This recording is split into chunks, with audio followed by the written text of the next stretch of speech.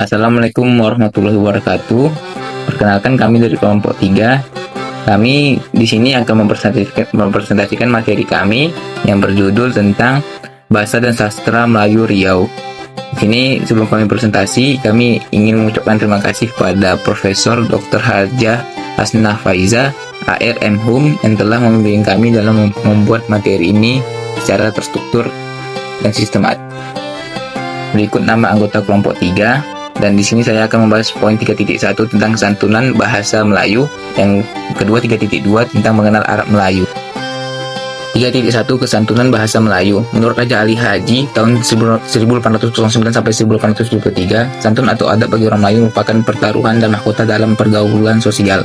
Menurut Tenas Effendi tentang tindakan kebahasaan, yang pertama bercakap sama dengan adab bercakap mengandung adab, yang kedua berbual sama dengan adab berbual mengandung akal, yang ketiga berbicara sama dengan adab berbicara berkira-kira, yang keempat berbisik sama dengan adab berbisik-bisik berbaik-baik, yang kelima berujar sama dengan adab berujar bertunjuk ajar, yang keenam bertutur sama dengan adab bertutur menuruti alur, yang ketujuh berbincang sama dengan adab berbincang menuruti undang.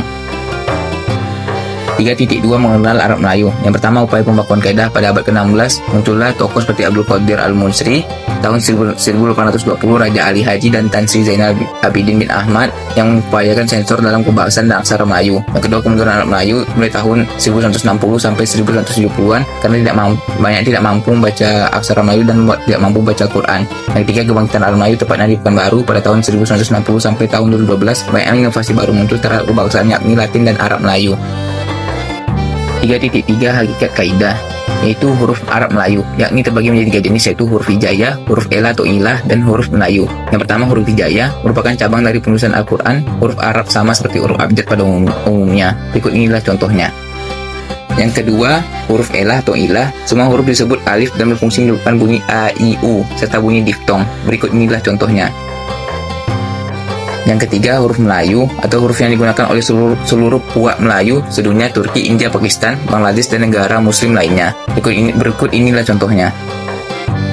4. Pembakuan kaidah. Kaidah penulisan Arab Melayu dalam buku pelajaran Arab Melayu terbitan Yayasan Gara disusun berdasarkan pada 3 kriteria, yakni ada kaidah bahasa Arab.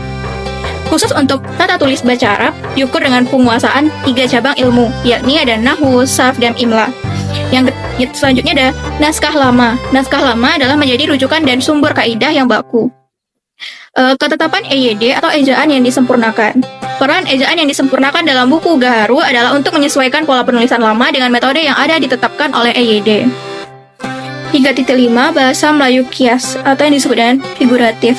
Orang Melayu Riau menggunakan ungkapan-ungkapan khas dalam bahasa Melayu setempat seperti petata petiti dan peribahasa lainnya.